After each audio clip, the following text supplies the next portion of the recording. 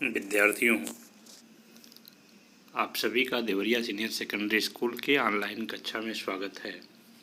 पिछले व्याख्यान में हम सभी ने लहाशा की ओर पाठ के लेखक राहुल सांकृत्यायन के जीवन परिचय के बारे में पढ़ा।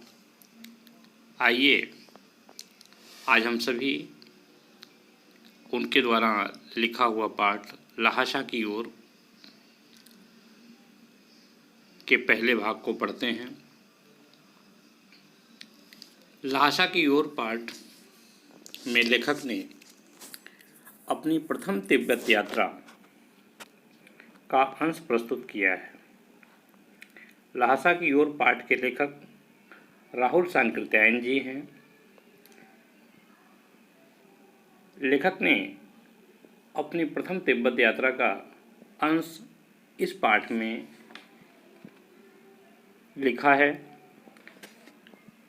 राहुल सांकृत्यायन ने सन 1929-30 में एक भिखारी के वेश में नेपाल के रास्ते उन्होंने तिब्बत की यात्रा किया था। तिब्बत जाना उन दिनों भारतवासियों का प्रतिबंधित था। तिब्बत की यात्रा करने के लिए भारतवासियों पर प्रतिबंध था।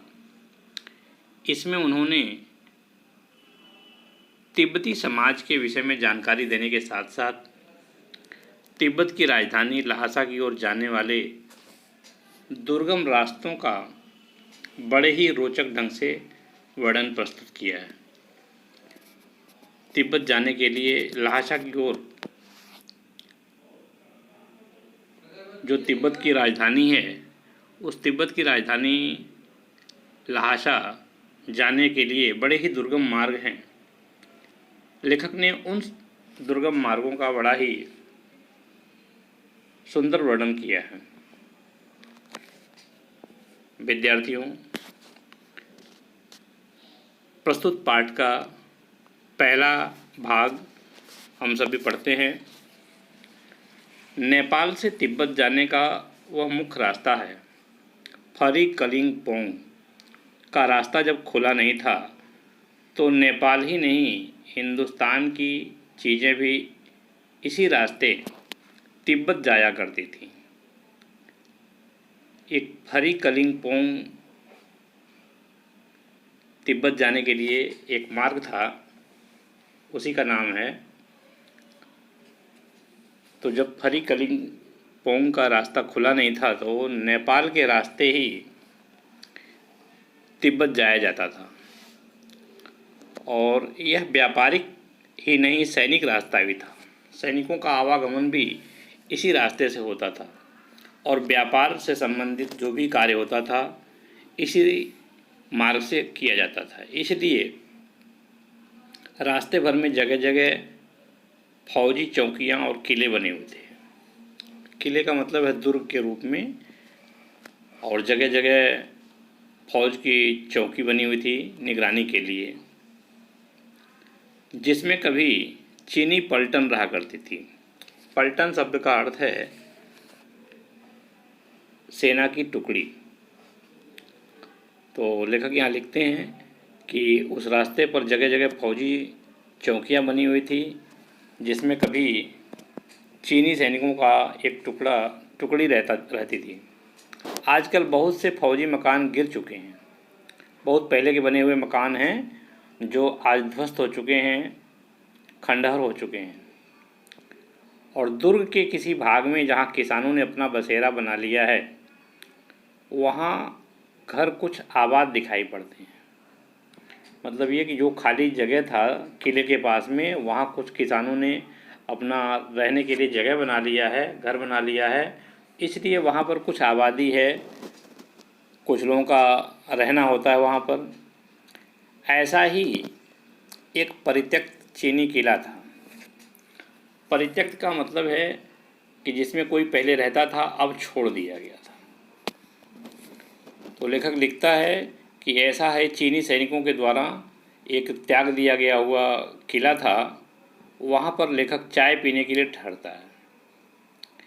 तिब्बत में यात्रियों के लिए बहुत सी तकलीफ़ें भी हैं और कुछ आराम की भी बातें हैं।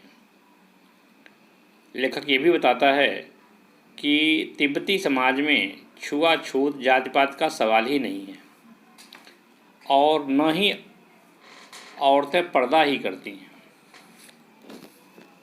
मतलब ये है कि जो वहाँ का सामाजिक वातावरण है वो बिल्कुल खुला है, जातिगत भेदभाव नहीं है, छुआछूत का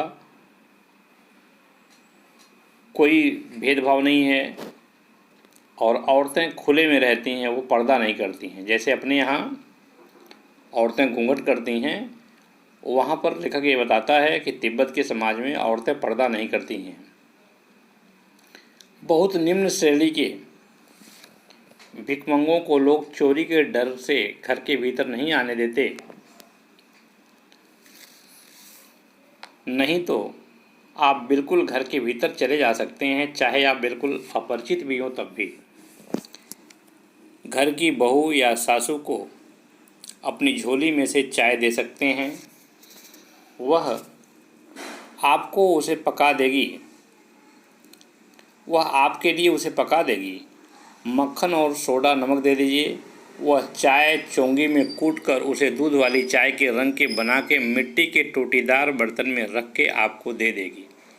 यदि बैठक की जगह चूल्हे से दूर है और आपको डर है कि सारा मक्खन आपकी चाय में नहीं पड़ेगा, तो आप खुद जाकर चोंगी एक बर्तन पात्र है, उसमें चाय मथ करके आप ला सकते हैं। चाय का रंग तैयार हो जाने पर फिर नमक मक्खन डालने की ज़रूरत होती है। परित्यक्त चीनी किले से जब हम चलने लगे तो एक आदमी राहदारी मांगने आया। राहदारी का मतलब है कर, टैक्स, जिसे हम टैक्स कहते हैं। तो एक आदमी वो कर मांगने, राहदारी मांगने आया, तो हमने वह दोनों चिटें, जो कागज़ पर कुछ लिखा हुआ था, वह दोनों चिटे का मतलब कागज़ पे कुछ लिखा हुआ था, उसे दे दी। शायद उसी दिन हम थोंगला के पहले के आखिरी गांव में पहुंच गए। यहाँ भी लेखक के साथ में सुमति नाम का एक व्यक्ति है जो उसका साथी है। तो वहाँ सुमति के जान पहचान के आदमी थे और भिखमंगे में रहने के पर भी ठहरने के लिए अच्छी जगह मिली। लेखक भिखमंगे के भेष में गया हुआ था, तो भिखमंगे के भेष में रहने के बावजूद भी उसे ठहरने के लिए अच्छी जगह मिली। 4-5 साल बाद लेखक बताता है कि 4-5 साल बाद हम इसी रास्ते से लौटे थे और भिखमंगे नहीं थे। एक सज्जन यात्री के भेष में घोड़ों पर सवार होकर आए थे, किंतु उस वक्त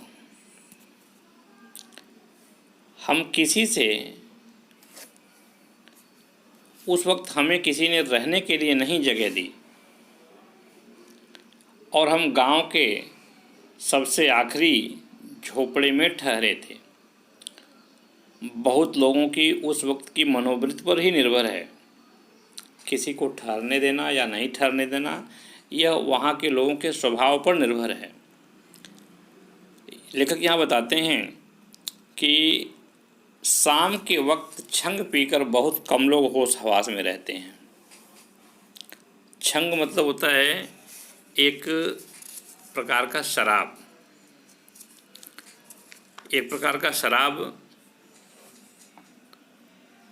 जो लोग पी करके नशे में रहते हैं, जिसके कारण से नशा हो जाता है। तो वो लेखक यहाँ बताता है कि शाम के समय में बहुत सारे तिब्बती छंग पी करके होश हवास खो देते हैं, इसलिए लोग जो है उन्हें अपने घरों में ठहरने के लिए स्थान नहीं देते हैं। विद्यार्थियों, इस भाग में लेखक ने ये बताया है कि जिस मार्ग से वह तिब्बत गया उसी मार्ग से भारत से चीज़ें वहाँ जाया करती थीं, क्योंकि वह व्यावसायिक मार्ग भी था।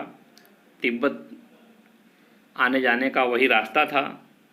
लेखक कहता है कि उस रास्ते में पुराने किले जिसमें चीनी सेना रहती थी बहुत सारे थे।